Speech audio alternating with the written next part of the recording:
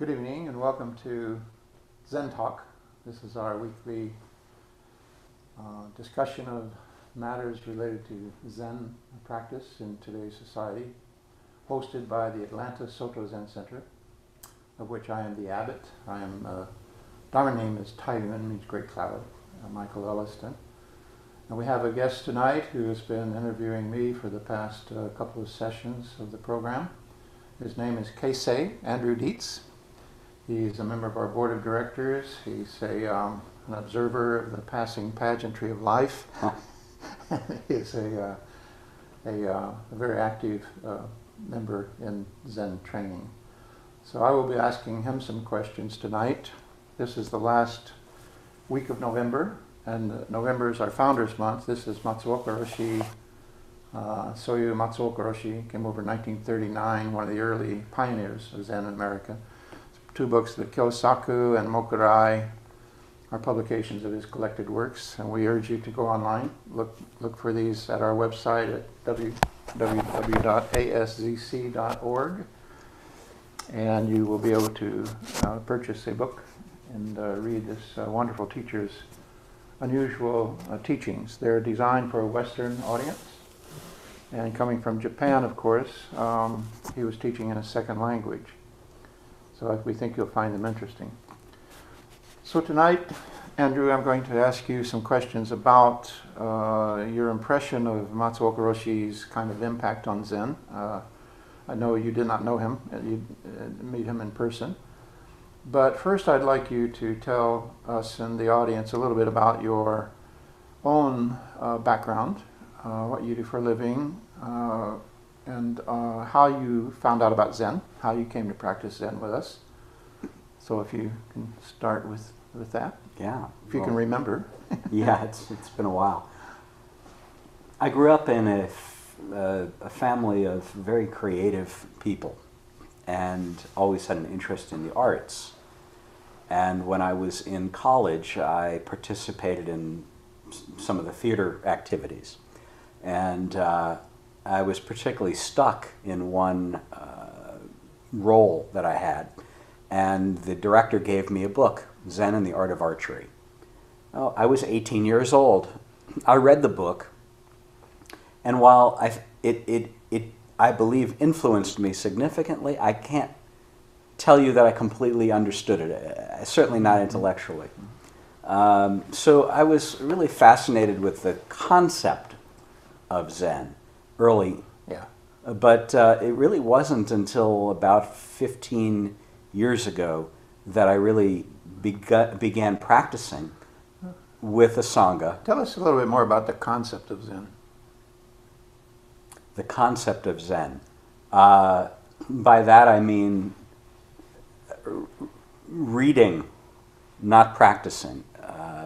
Intellectualizing, not experiencing. If you can think back, try to recall, what was your initial conception of Zen, perhaps from your reading,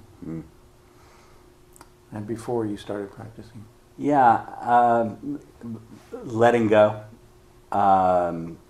being present, I think, being one. One with all things. One with something else, as opposed to, to two-ness or three-ness. Anyway, that was my impression, and it's. And then how did that change? Well, like many who come to meditation, I think, I started with the expectation, maybe really unrealistic, that I could empty my mind. And then if I couldn't do that, and I couldn't do that quickly, then I wasn't doing anything worthwhile. And as a result, I didn't do it at all. You didn't do? I didn't practice. I didn't sit. I didn't meditate. I'm not sure I'm answering your question. No, because many people come to Zen practice with that idea that they need to empty their mind, stop thinking. And of course, you find out right away it's impossible to do. It cannot be done. I give a talk at Change Your Mind Day several years ago, and my title of my talk was "You Can't Change Your Mind." So there's something about this mind, monkey mind, we call it, that is going to fight back. And there's an intimidation factor around Zen, I think, and part of it is that if I'm supposed to stop thinking, how can I ever do that? It seems impossible. So I think instead of trying to eliminate thinking,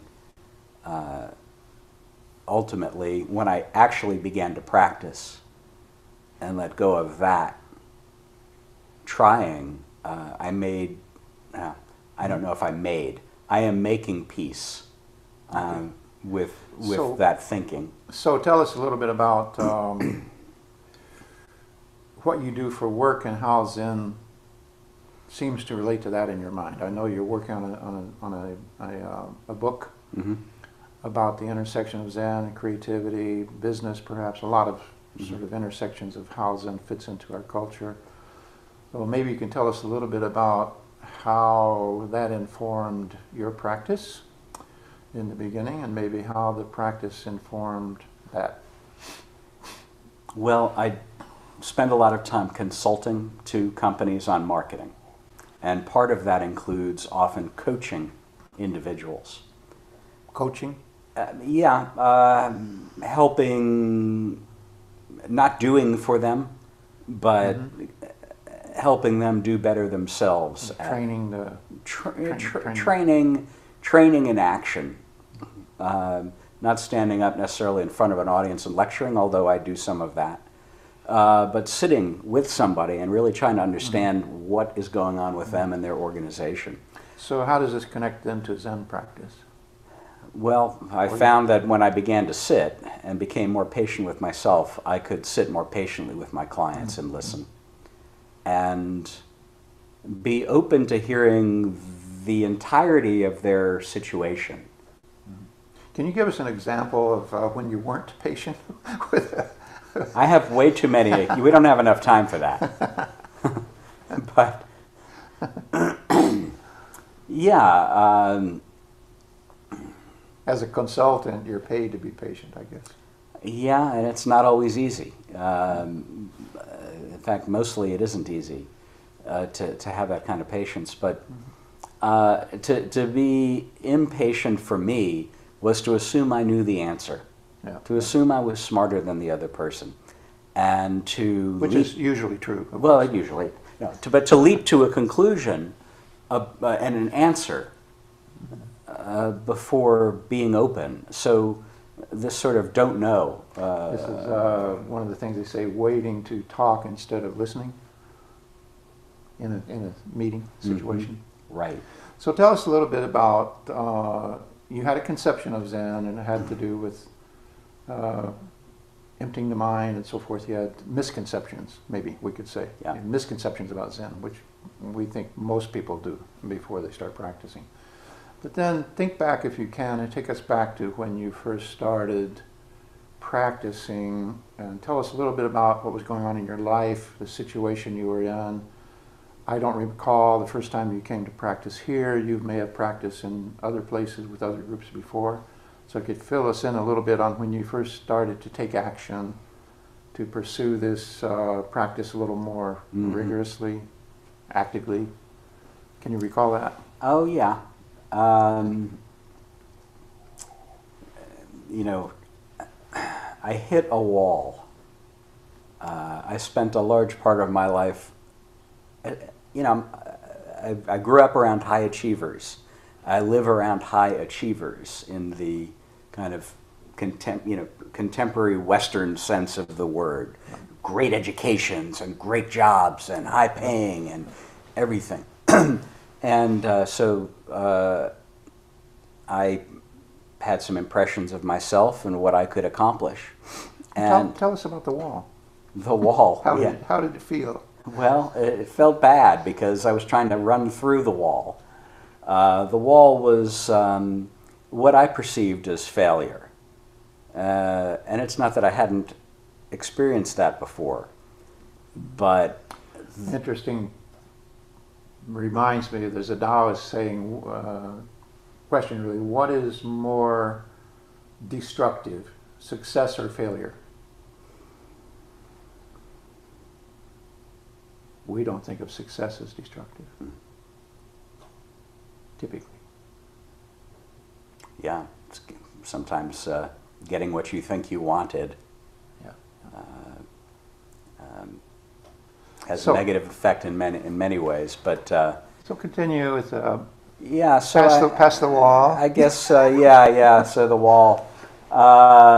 We've heard a lot about walls. Yeah, we sit and face walls, but and that's a much more productive approach to walls than trying to bang one's head against them. Do you think you could have gotten Mexico to pay for your wall? It would have been helpful, I think. Mostly it came out of my pocket. But anyway, so I made a couple of, I did come out the other side. I mean, I certainly suffered emotionally and so on. I don't know that others would have known necessarily, but inside, there was a lacking. And I had wrestled with a long time with spirituality, with faith, and so on. And as I pursued that and kind of pursued agnosticism, atheism, it wasn't quite the answer for me either, glomming onto only negative assertions, I guess. I wonder, I understand agnosticism to be sort of wait and see, I'll find out. And I'm going to stay open on that. And maybe something will occur, but how would you pursue agnosticism? I don't see how you would pursue it. Yeah, not really pursuing agnosticism. It was really humanism, I guess. Mm-hmm. But even that is a sort of a softer word for, it's just a label, mm-hmm. but it wasn't a way of living. Some people regard that as kind of an avoidance technique, kind of whistling by the graveyard, mm-hmm. saying, I don't believe in God, or I don't believe in any of these faith systems, but someday, or if you can convince me, maybe, and someday I'll find out.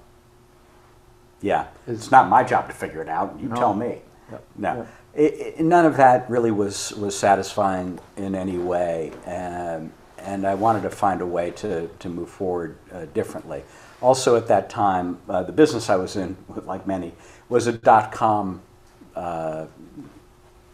scenario, and we didn't go out of business. We sold the business. It just wasn't a tremendous success, and so for me, that was a failure. At any rate.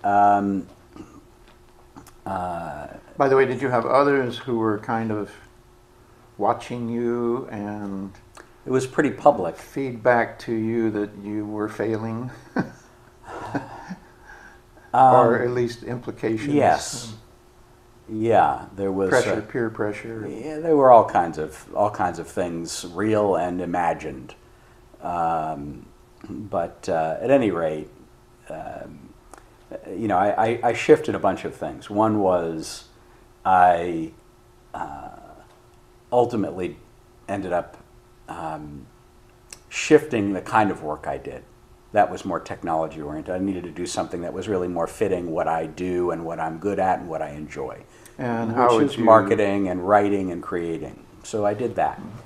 I needed to do more than indulge those interests from a business standpoint, but from a personal standpoint. What is it about those things that you find more appealing or attractive for you? Writing, for instance. Yeah, it's a good question. I think, I don't know that I can articulate the answer to that any more than I can articulate what Zen is, except that it just is for me. I was born with that set of skills. It's what my father had. It's what I know. The idea of putting something positive into the world, for me, is how I want to spend my time. And everybody has a different view of what something positive is. For me, it's something that makes people smile, laugh, changes the way they think, changes their perception of the world. So I may be reading into what I'm hearing you say. Tell me, doctor.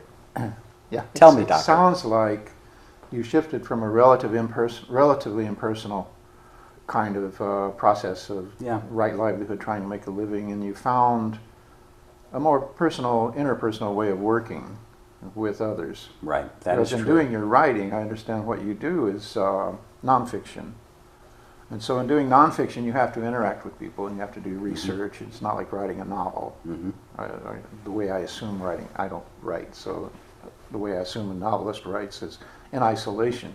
But when you're doing nonfiction, you have to be engaged. Is that correct? Yeah, the kind of writing that I tend to do is narrative nonfiction, which is new journalism. I don't know how new it is anymore, but the idea of immersing yourself in the story, interviewing people, really getting involved firsthand, and that's the kind of writing that I really enjoy. It also happens to fit well with the kind of work that I'm doing now. So you're right. The way I was viewing life before was, it's this or that. I'm either working or I'm doing something creative that I enjoy.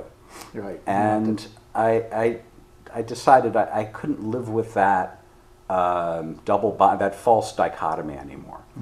And yeah, so the things I've done since have tried to blend those activities. So take us again to the point of departure where you start actually practicing Zen, and perhaps what happened then, Yeah. how your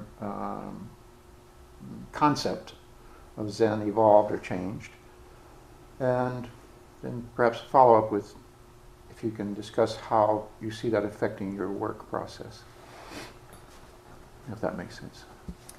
So there were three things that I did. One was I shifted the kind of work that I did to something that was more personal and personally engaging, fulfilling, and where I felt I could actually add more value to the world.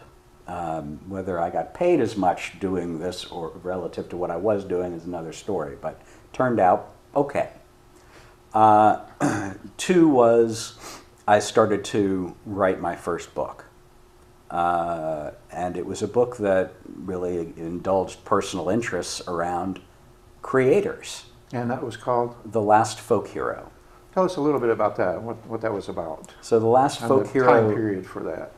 The time period that I wrote it, or when... Yeah, when it happened. And well, the activities of the book, the book is about true story, truth is stranger than fiction, and this is so with what I wrote about, several African-American outsiders, self-taught artists, and their relationship with a relatively wealthy white patron. And in the South, that combination can be a powder keg ready to blow, and blow it did.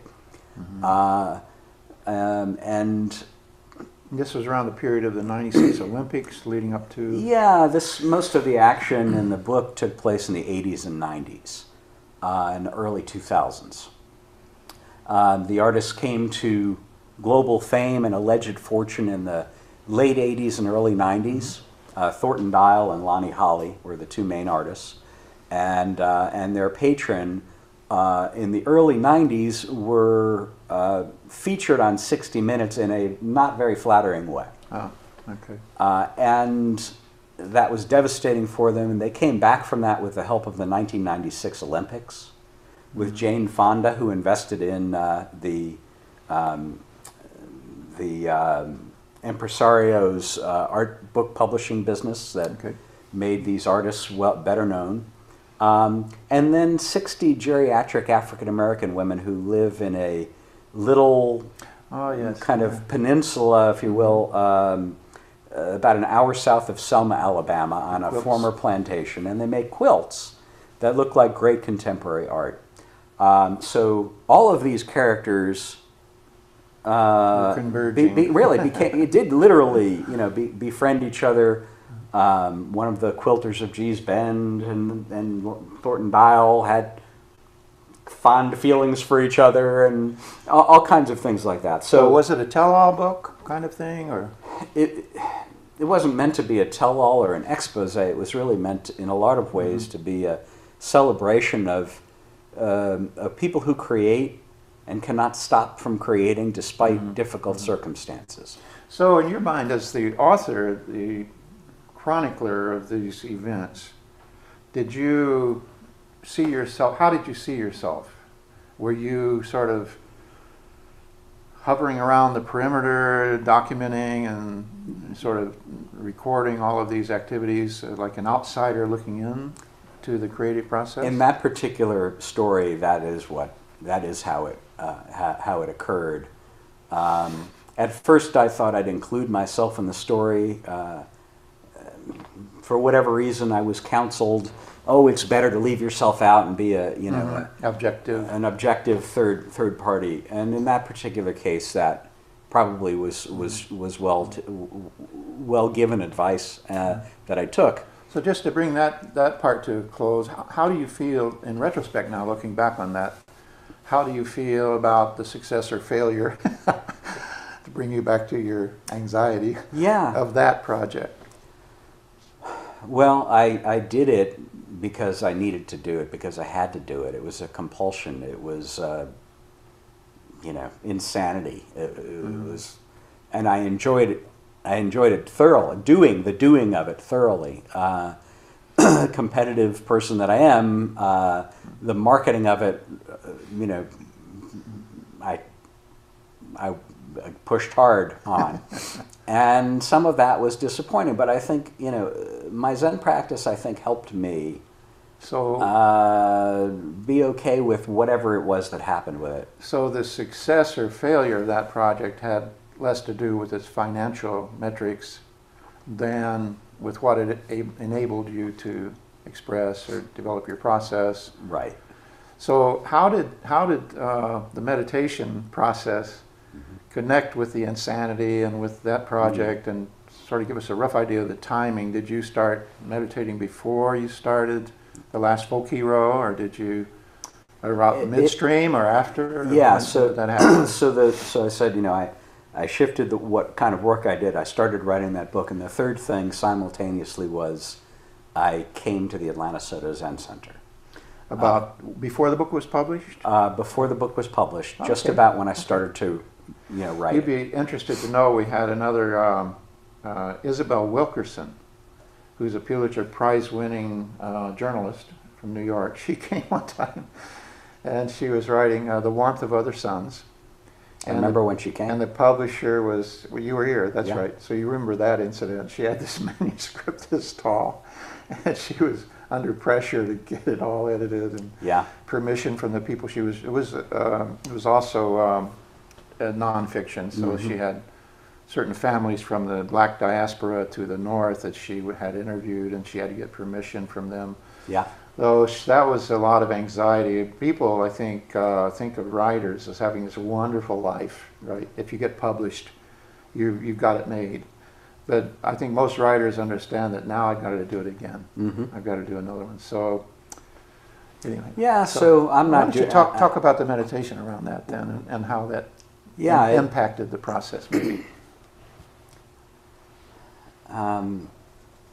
Then and now, the ability to, especially when you're writing narrative nonfiction or nonfiction of any kind, you're taking huge amounts of information, like Isabella's book, and trying to distill the essence of it, and mostly editing, right? Well, editing, but it's not necessarily something you can muscle through mentally. And sitting with the material, literally just sitting, just with it there somewhere, not sitting and thinking about it, just sitting with it. With it. So you came here about midstream, and the writing. Yeah, it was actually fairly earlier on. The book came out in 2006, and I started coming here around 2003. Okay, and had you done any meditative type of practice before coming? Not much. I checked out several other types of places, Shambhala in Atlanta, another Zen center in Atlanta. But when I came in here, I felt like I was home. Tell us more about that. What made you feel that way? Well, we're fortunate. Personally, I think everybody has different preferences. But one of the things that kept me from Zen practice was the idea that only very stern, serious, disciplined people, very formal and self-serious. that kind of kept me at bay, I think. But when I came here, there's just a natural warmth, openness. We're serious about our practice, but not about ourselves. Mm-hmm. But the great way is not difficult for those who have no preferences. How can you allow yourself to have that kind of preference? I like to interpret that one differently, and I don't know if it's reasonable to do this or not, but I interpret that as the great way is not difficult for those not attached to their preferences. So, like thinking, I don't know that we can do away with our preferences, but we can do away with our strong attachments to those one way or the other. And so, good answer. You taught me well. Thank you very much. This is the Buddhist bow, by the way, for those who are unfamiliar with the Buddhist bows. This is not prayer. Yeah. Respect for each other. So, tell us a little bit more about the effect of Zazen on your creativity. Because from my perspective, as you know me pretty well, that's where I think Zen tends to fit into our culture. It's a little more around everyday life and the need to be creative in everyday life nowadays, and none of the things we used to be able to depend on are there anymore. Job security, the pensions, and so forth. All of this is evaporated, and we're living in what we used to call it the age of anxiety, and now the word uncertainty keeps popping up. I'm going to try the age of uncertainty. I'm going to try a more positive take on it. It's the age of improvisation. We have to constantly be ready to shift, adapt. Agility, the age of agility in any business they'll talk about. We're mammals. Yeah. We're supposed to be agile, right? I guess so. We outfox the dinosaurs. That's the story anyway. So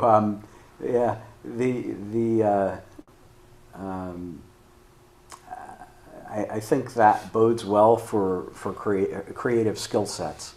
And creative doesn't necessarily mean artistic. It just means the ability to think an appropriate response. Improvisationally. Yeah, improvisation. So can you draw any relatively cogent or coherent connections between the effects of your Zazen, your meditation, we call it Zazen, Zen meditation, and the impacts you're able to see on your creative process? That makes sense. Well, some are very, very tangible and literal, and some are more subtle. The tangible, literal ones are sitting, and all of a sudden, out of nowhere, the solution to something pops up. It's or begins to form, or the germ of something begins to take shape where I was stuck before. Are there any again, not sitting and focusing on that at all? No, but are there any, for instance, I was going to ask, are there any sort of mechanical or methodological ways of tying the two together? For instance, some teachers recommend keeping a notepad next to where you sit. Right.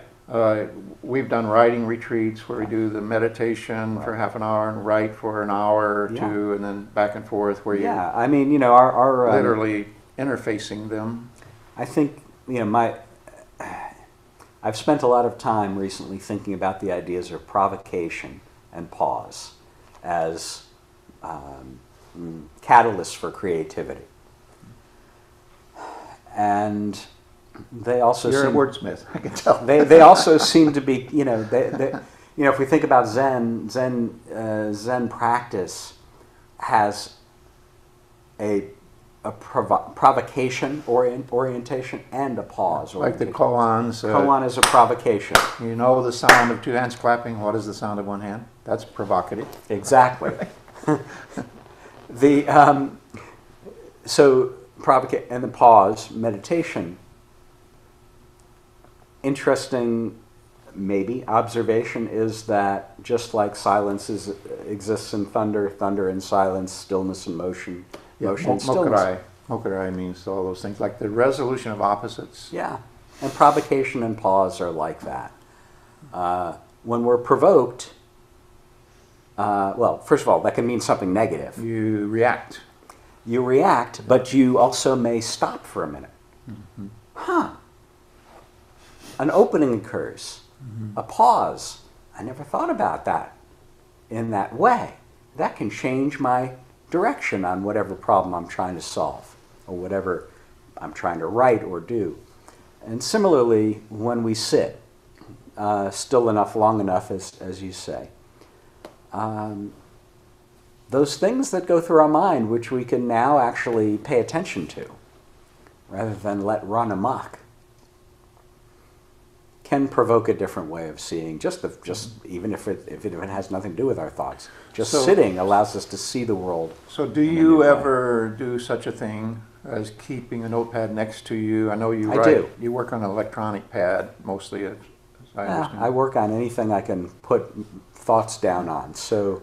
And But I do like to keep a pad. Part of your inspiration was Natalie Goldberg, right? Yes. Writing Down the Bones, and you attended a retreat with her at one time. Did. And Yeah. could you tell us briefly about that? We want to Yeah. shift gears a little bit here in a minute. Sure, and I want to also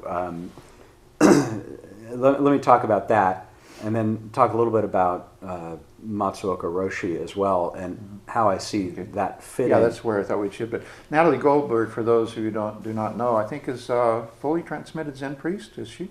I think she. I don't know if she is, but she's trained in but Zen. she's certainly a Zen priest. I don't know if she's received transmission. And her most famous book, I think, is Writing Down the Bones. Very interesting book about the process of writing. Very personal anecdotes that she writes, very readable. Yeah, and so she has does retreats where she will have writers especially come and meditate and write. Walking meditation and writing. Sitting meditation and writing, and then reading. Reading the pieces that we've written in between, and then she offers provocations or prompts for the periods of writing in between the meditation. Very, very helpful. And I went and... So that worked for you? That worked for me. I attended before, or maybe in the process of writing the second book I did, which was a business-related book called The Opening Playbook. Yeah, The Opening Playbook. But just pause a moment. The Opening Playbook is an interesting proposition. It makes the point that in marketing, in general, it's less important to close the sale is less important than to open a conversation in today's marketing environment, right? Yeah, to open a relationship and keep it open. And in some ways, my meditation and Zen practice really did inform that book. It may not be... And it came after... It came after The Last Folk Hero. The Last Folk Hero. But I'll mess up the words now, but in Genja Koan, Dogen talks about trying to step forward to seek enlightenment, sort of imposing oneself on the world, is delusion. Right. Going to carry yourself forward to the myriad things is delusion. To let the myriad things come forth and realize themselves is not.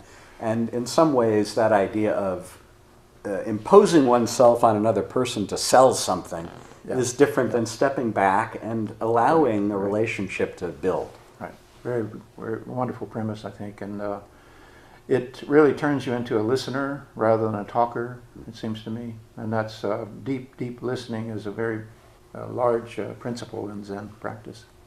It takes a lot of patience, and when you try to apply that in the business world, while it's effective, so not a lot of bosses want to wait. They want to push you out there. Right. Get it done. I remember one of the first bosses I had came around the table, slammed on the conference room table. The things flew up. He hit it so hard. Darn it! If you don't go out and sell like your life depends on it, I'll find people who will. And so I went out there and I went to my best client and I tried to double his business right there in that meeting. I wasn't going to leave until it happened, and I left by my shirt collar. Right. So I'm not sure So let's shift gears a little bit. Is there anything else on that Natalie Goldberg and the other writing part that you'd like to say before we move on? A little Natalie bit? Goldberg's wonderful. But that idea of provocation and pause coming together. I'll give you another P when it comes to creativity. Pioneer, and that's the first thing I think of when I think of Matsuo Kuroshi is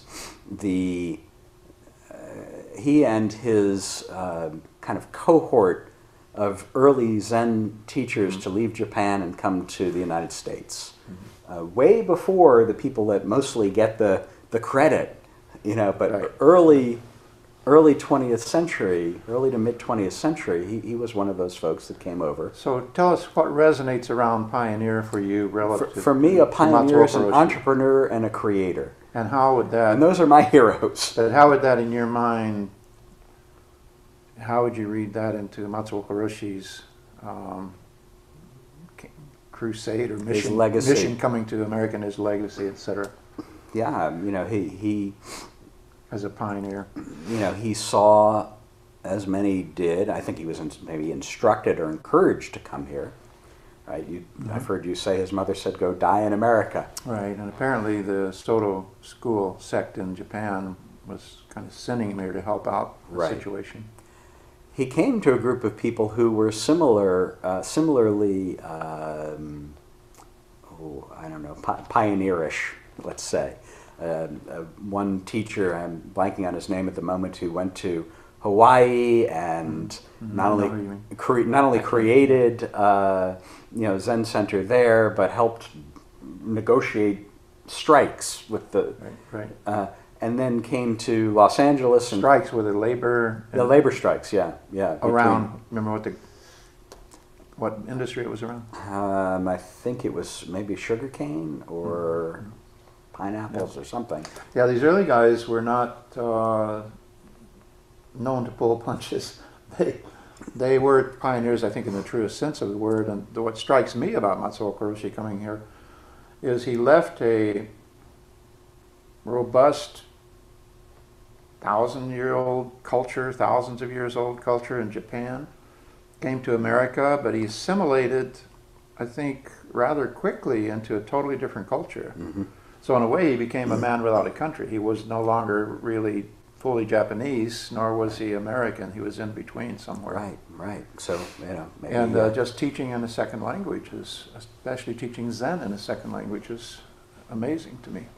And all those early guys had to do that. situationally, he was in a way neither this nor that, and neither, sort of befitting the, what he came to teach. But to come to the United States at that time, especially the 30s and 40s, there was tremendous anti-Asian sentiment, especially anti-Japanese. Leading up to the war, especially. So it took guts, but it also took tremendous optimism. It took discipline and persistence, but a certain amount of openness. And to me, those attributes are linked to Zen practice. Agility, because you have to be flexible to adapt to circumstances, and yet the discipline to persist. Tell a little bit more about how you would link guts or that kind of approach to Zen practice. How do those two connect for you? For one thing, to sit down and face to be wide open to the sometimes otherwise painful thinking that goes through our heads, to sit and face without flinching our lives. That alone is a courageous act. I think it was Chogyam Trungpa who referred to it as spiritual warriorship, essentially. The ability to sit with our crap and not turn away, and to sit again in not fighting and not surrender. Well, maybe surrendering, but not in a giving up kind of way. Yeah, it reminds me of an expression Sensei would often use. which I used to title one of the manuscripts I put together, called it The Razor's Edge. He said, just keep cutting through like a razor's edge. Anything that comes, just keep cutting through. And so that was his position on the middle way. He said the middle way is not Casper, milquetoast, kind of lackadaisical, laissez-faire attitude of getting by with the least amount of stress and so forth. He said it's absolutely the most extreme position of all. It's right down the middle of everything. So in our meditation, he encouraged us to take that attitude, which in a way is surrendering, but it's also, cutting through. It's a little bit like, I guess, the martial arts. You learn to go with the energy of the other person in order to defeat the other person in the match, in the ring. Mm-hmm. So in this case, I guess we're going with the energy of the monkey mind, as we call it, the energy of the chaos, to sort of jujitsu, do an internal jujitsu and defeat it. Yeah, opening. I think I'm overusing that word now, but letting chance happen, rather than fighting it. It's interesting to use opening and closing, because you can use the term closing down the mind as the idea that many misconceptions that people have about Zen practice, meditation practices, sort of controlling the monkey mind and shutting it down. But opening up to it, is the more effective attitude or approach. Yeah, not turning away, and So finally, let me ask you, just before we turn to see if we have some questions from our audience for you. How would you summarize? You have a few minutes here, so not necessarily briefly, but summarize Matsuoka Roshi's impact on American Zen, in at least what you have been able to see as an observer who is accustomed to making notes and writing books about people's behavior, and how you see you've now met quite a few members of his second generation, students of my generation and my students and so forth. How would you sort of profile that for us to describe the impact of Matsuoka Roshi and how you see it moving forward in time? Matsuoka Roshi was certainly committed to making lay practice work in modern American culture. And to do that, though he wasn't initially facile with the language, he certainly improved, and he definitely delved into the culture. And he did that, I don't know all the reasons, but one way he used that was to communicate to us in our language, in our time and place. Right. To take those ancient teachings and make them relevant right now. And he, and I think that's an approach that has continued. I think it's an American approach, period. I think most teachers have tried to do that. I don't know. I mean, it seems some maybe have cleaved a little more closely to Japanese heritage and monastic kind of life and behaviors, but Matsuoka definitely was a renegade, and he broke to some degree from Soto Shu, and he broke, to make it work here and now. I think that seems to be the essence of the legacy. But there was also this idea I said that I felt here of warmth, of humor, of not being afraid to say things, but not in an obnoxious way, but to put them out there straight and honest, seemed to me, from the stories I've heard and what I've read in Matsuoka's work, as well as in other things written about him. Yeah, that's certainly including by the FBI, but we'll come back to that. That certainly was my first impression of Matsuoka Roshi. He was not what I expected. I don't know what I expected, but whatever a Zen master is. And he was very warm and accessible and friendly and funny.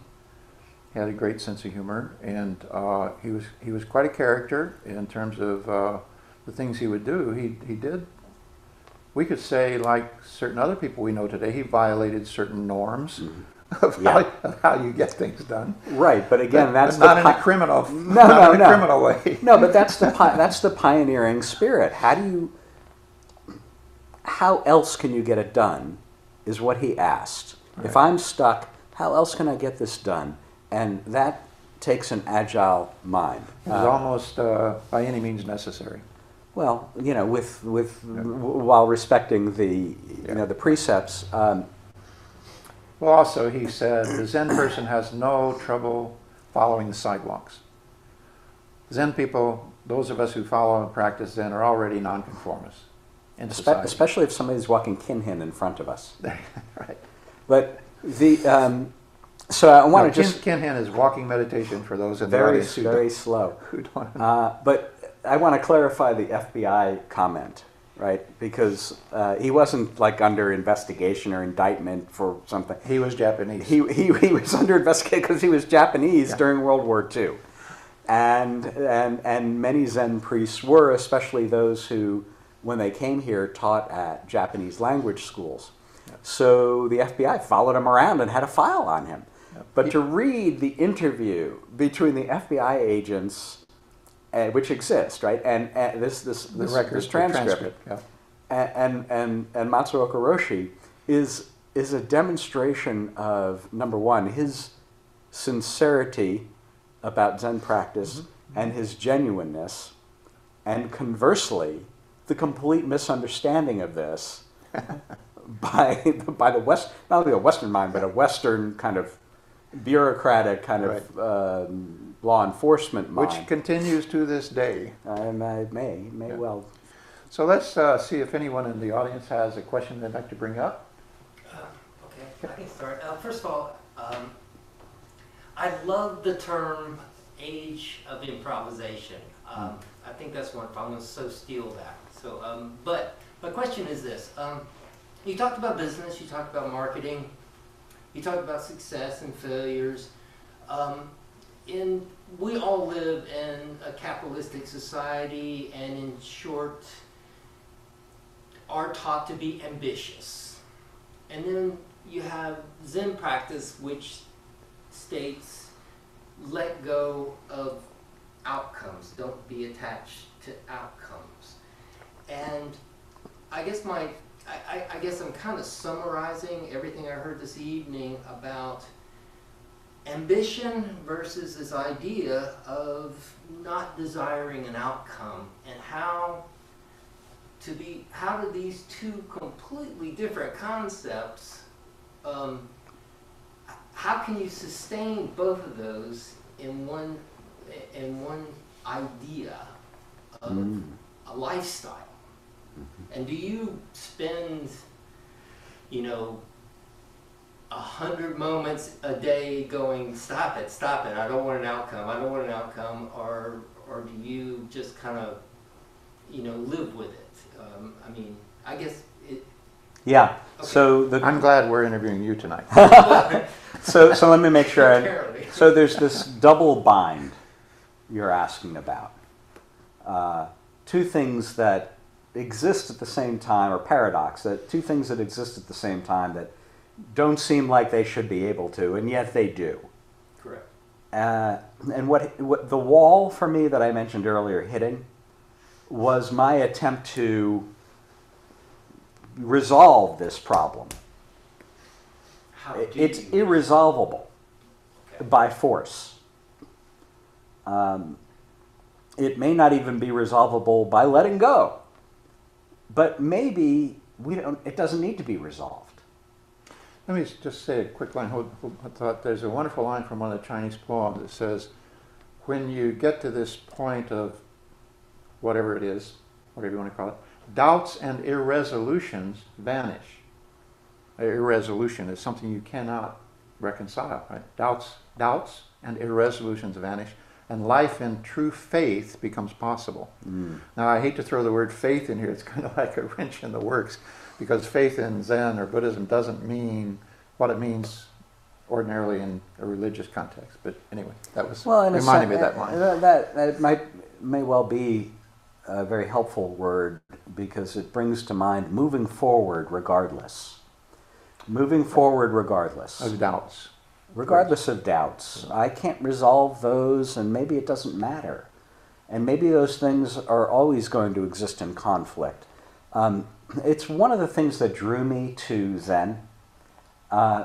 This approach to dealing with the paradoxes of life, Genjo Koan. I know that may not exactly mean the paradox of life, but it's one way I interpret it. It means something like that, koan of everyday life, or actualizing the fundamental point. Koan has this connotation of a puzzle or a riddle or some irreconcilable paradox. Yeah, so... And rationally irreconcilable. I just stopped. I just really try to leave it be. It doesn't mean that I don't spend part of my day figuring out how I can get paid for the work I've done. And at the same time, today, I took time to write. I took time to, frankly, work on some Zen Center related activities. And the thought did come, well, shouldn't you be working? Shouldn't you just be... And whereas, in the past I would freak out and, I can't do any of this. I got to be beating myself up and, whipping myself until I get the next client and the next... it turns out when I stop and spend some time doing these other things for myself, inevitably I become somehow more attractive to clients. Somehow. I don't mean visually, because that's never going to happen. But I mean, you're much less of a pill. I'm less of a jerk. Somehow, it's magnetically. I don't know how, but that seems to happen. And even if that's not a thing that really does happen, I'm not beating myself up as much. Most people say one of the common things that we hear, everybody across the board, I don't have time. I don't have time to do meditation. I don't have time for Zen. So this is an issue that people have a preconception. So maybe you can speak to that a little bit. What happens in terms of your time once you start practicing meditation? Well, number one, I use my time, the time that I'm not meditating, it feels like a fuller way. Maybe more productive, but certainly fuller, more enriching way. Second, when I'm trying to push real hard and push through things, usually I'm pushing somebody else. And that ends up causing problems that take more time, far more time. Yep. And when I find myself doing that, I remember I really have to sit. Right. I really have to, I have to pause, I have to sit. And, things get better. The time we have left, let's see if there's anybody else has one. Or if there are any digitally, anybody online. Anybody online? Or do you have one for us? Okay, very good. So we have a few minutes. Let's sum this up a little bit. You sum it up. I'll sum Okay, let's sum it up like this. People come to Zen practice for all kinds of reasons. For me, one of the gates I'd like for people to think about is the ability to, or the way that Zen helps fuel our ability to put something creative into the world. And it can do that both Zazen in particular, because it is a petri dish for pause and provocation, separately and together. So that's one thing. Matsuoka Roshi, we owe huge gratitude, as we do all of the ancestors and teachers that came before. But yeah, we obviously have a very close personal affection for Matsuoka. You literally, because you know he was so directly impactful. But the rest of us who practice at the Atlanta Soto Zen Center and Silent Thunder Order, and I think really, hopefully increasingly those who just practice Zen are aware, period, whether they're in Atlanta, in the STO chapter, or anywhere, he stands in the pantheon of the great teachers who came here. Yeah. You know, certainly a pioneer, not a self-promoter, but I think we owe it to him to let people know of what he's done and continue that path, the path of helping to make Zen, adapting Zen for our world. Not changing Buddhism, but making it relevant in the way we communicate it and make it accessible. Yeah, just a little point of information. STO stands for Silent Thunder Order, for those of you who are not familiar with our order, and that's the organization of priests, disciples, trainees, and so forth on the formal path, and supporting members across our couple dozen centers we have around the country and in Canada. The Silent Thunder Order. The Atlanta Soto Zen Center is our training center here, based in Atlanta. Mm-hmm. So thank you for being here tonight. Yeah, thank you. Thank you for taking the interview. We turned the tables. Turn the tables. I like being the pastor. Like you're Stephen Colbert, and he's on vacation, so he comes in and is interviewed by John. Right? Okay, let's go with that. Switch it up. In the future, we plan to have more of these kinds of interviews with individuals and groups who are practicing Zen and the reasons that they practice Zen, the reasons, how they came to it, how they got started in it, why, what was happening in their life at that time, and why they continue. Matsuoka Roshi, amongst other many wise or insightful things he said, by far the largest cohort of those, especially Westerners, who begin practicing Zen are those who quit too early, stop too soon. So we want to try with this series to help the audience understand why people do this, why people do Zen practice, and why they continue doing it. In some cases, we hopefully will have a panel, and we'll have younger people who, not that we're that old, but young people who have just started practicing. We have some more senior people, and we'll hope to draw a comparison between the initial observation, understanding, going in for 20, 30-something, as opposed to somebody, an old guy like me who's been doing this for 40 or 50 years, and how those kinds of perceptions of the practice differ from each other. So we hope to make this a vital kind of interactive dialogue, and we hope that you will send in questions, that you and the online audience will join us each Thursday evening at 7 o'clock Eastern Standard Time, and we will close at 8 o'clock each time. And you're certainly welcome to follow up with us online and by email, and send in any questions or suggested subject matters that you would like to hear about in future programs.